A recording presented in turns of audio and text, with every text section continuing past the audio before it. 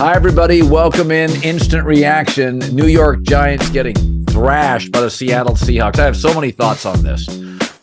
First of all, the Geno Smith story, the Seattle quarterback, it's really unique. There's just not a lot of comps. Bust, bounce around, reborn, Pro Bowler. It just doesn't happen.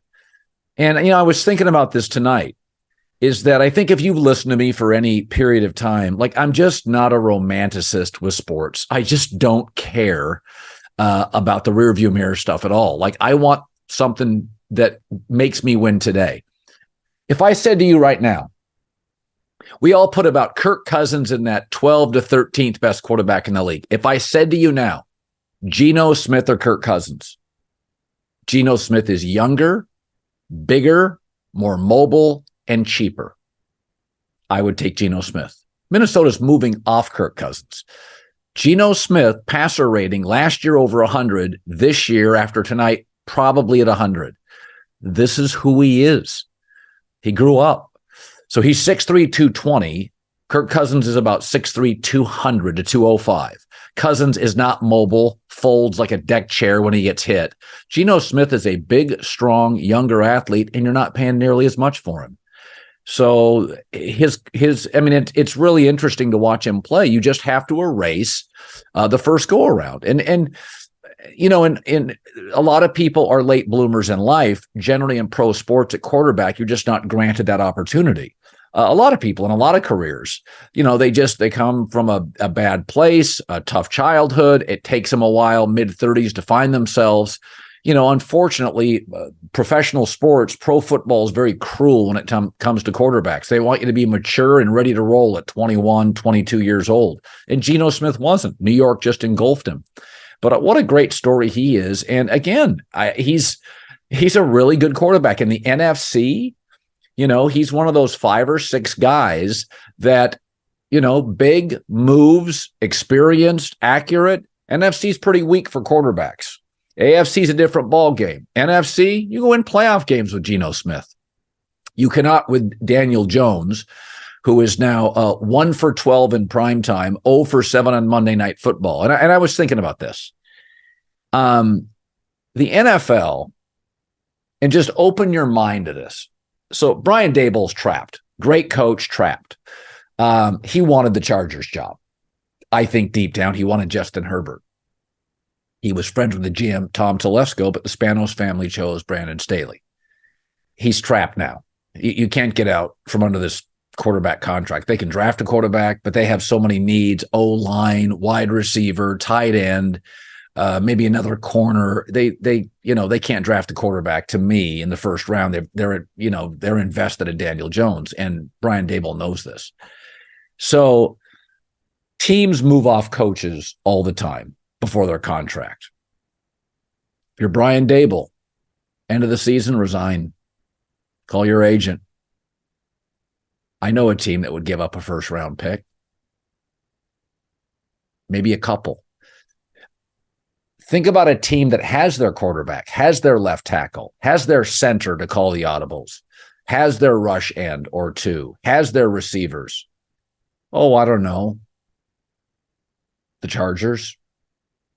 They can give up a first-round pick and maybe a second the following year. They have all the big boxes checked. They need another corner because the J.C. Jackson gamble is not paid off. They got all the boxes checked on the O-line, on the perimeter, edge rushers. They've drafted exceedingly well. I'm not saying Brandon Staley's going to be replaced today, but if things don't work out, Kellen Moore, is he really ready to be an NFL head coach? He's a tremendous coordinator. I think you'd have to look at Brian Daboll. Go to your agent. Get me out of here. Teams move off coaches all the time. Everything, folks, is negotiable. Everything is negotiable. I've had 12 contracts in my life.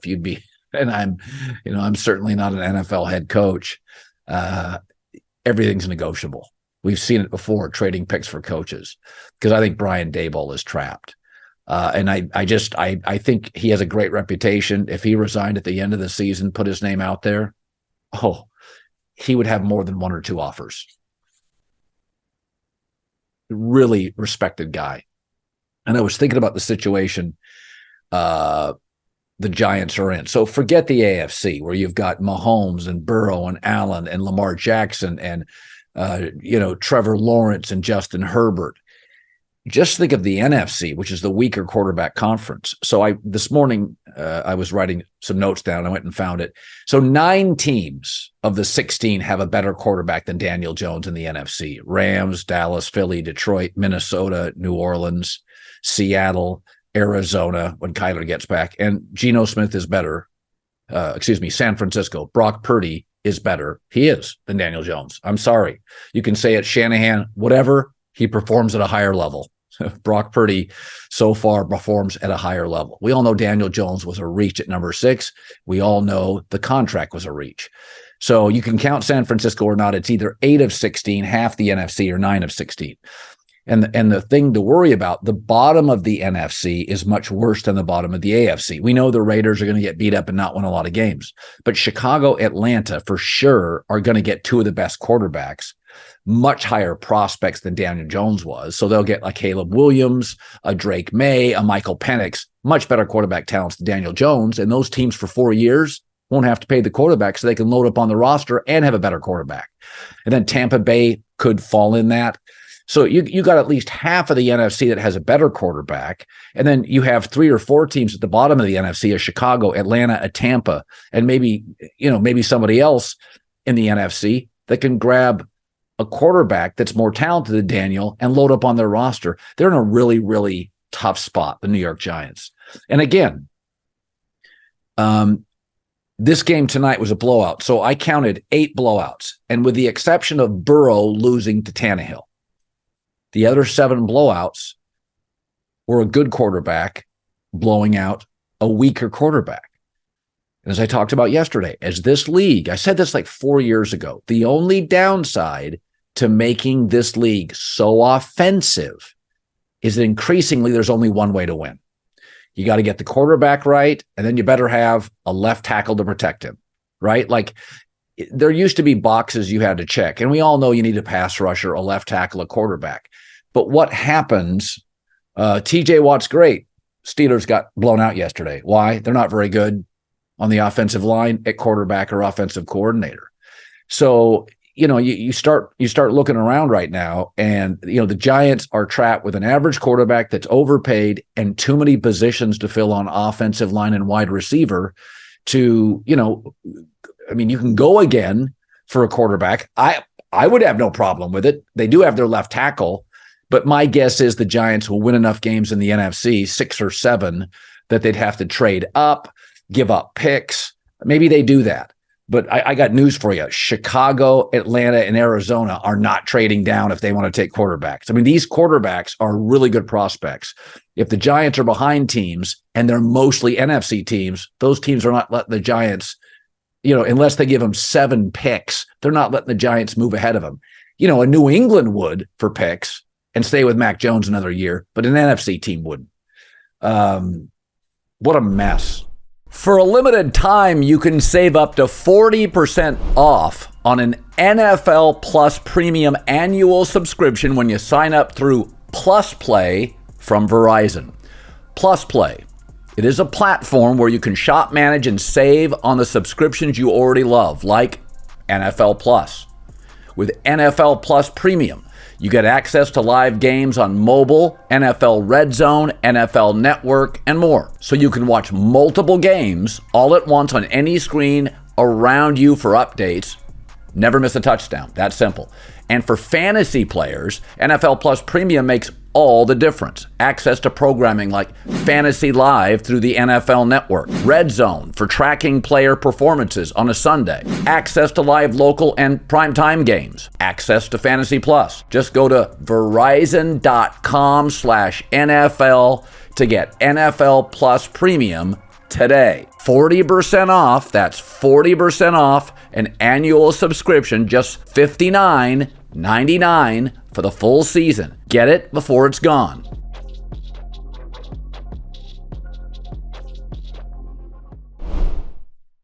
Something magical happens when the third quarter ends and the fourth quarter begins. The energy changes. The fourth quarter That's where games are won. And in business, it's where sales teams become legends, the fourth quarter. That's why HubSpot built Sales Hub to give sales reps the deal-making tools they need to win in the fourth quarter and close the year strong. Sales Hub Prospecting Workplace organizes your schedule, your to-do lists, your goals all in one place to save your team time in the precious fourth quarter. Smart sequences help sales reps close deals faster than ever. Plus, AI forecasting helps you accurately predict future successes. And with an easy-to-use management tool, reps can find, track, and close deals all in one place, which means less hoping for deals and more crushing targets. Put your sales team on the fast track now to winning the fourth quarter with Sales Hub. Learn more at HubSpot.com/sales.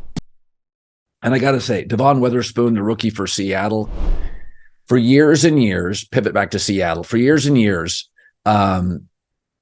Pete Carroll went from college to the pros and for 3 to 4 straight years owned the draft because he had recruited so many of those players. He had such an advantage on personnel. Belichick's a pro football guy. He's not watching college football on Saturdays, and you can see it in the draft. Pete Carroll came out of college. These college coaches that go to the NFL first 3 or 4 years, they have this institutional advantage, right? Like of all this high school, college personnel. They watch these kids. They watch them in high school. They watch them in college. They can find 5th and 6th round guys that they know can play that they recruited. So, and then Pete, I thought got too much power in Seattle after the Super Bowls. It frustrated John Snyder, who interviewed with the Detroit Lions.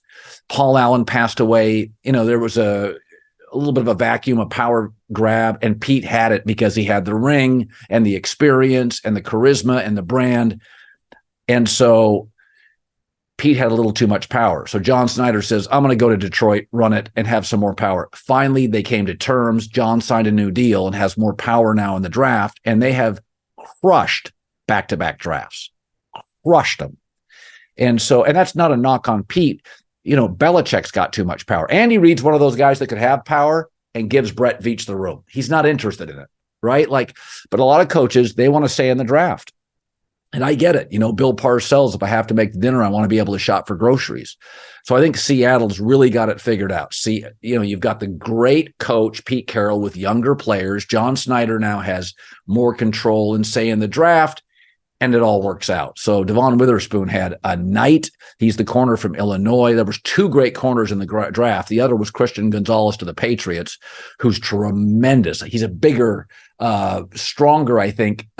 He's bigger. He got hurt yesterday and the Patriots defense folded. So you got to feel good about where Seattle is at. 2 good backs now. Walker and the kid from UCLA. Pass rush pretty good today. Pretty lively tonight. So the Giants, I know you think I'm crazy suggesting Brian Daboll resign and just say, anybody willing to give picks up? I think plenty would. Daboll's reputation is great. I feel bad for the guy.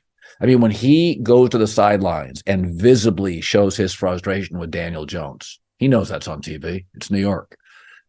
He knows that. That's how frustrated he was with Daniel Jones.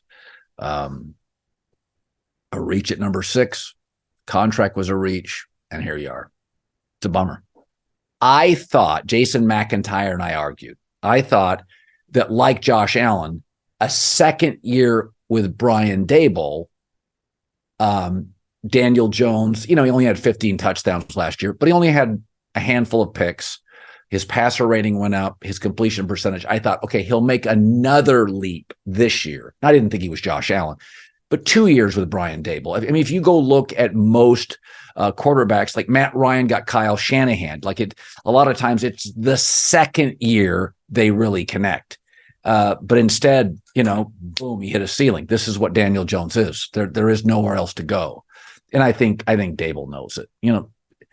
It's Daniel Jones, maybe a little Vanilla Ice. It's not a one-hit wonder, but maybe a one-album wonder. Did Vanilla have 3 or 4 albums that crushed? I don't think he did. So, I thought the Giants could battle for a playoff spot. I don't think I had them in the playoffs.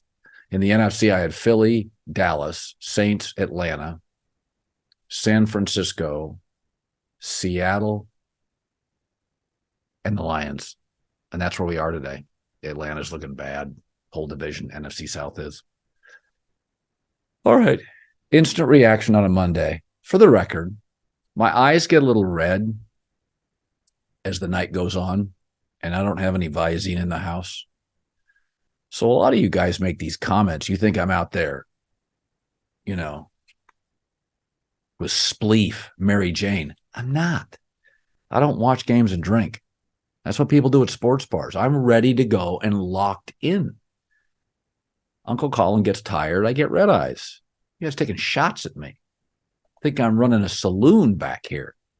I had peas and salmon for dinner and a Diet Coke. The world's most, you heard of the world's most interesting man? I'm the world's most boring man. Watching the Giants in Seattle, I'm loving it. That's my instant reaction.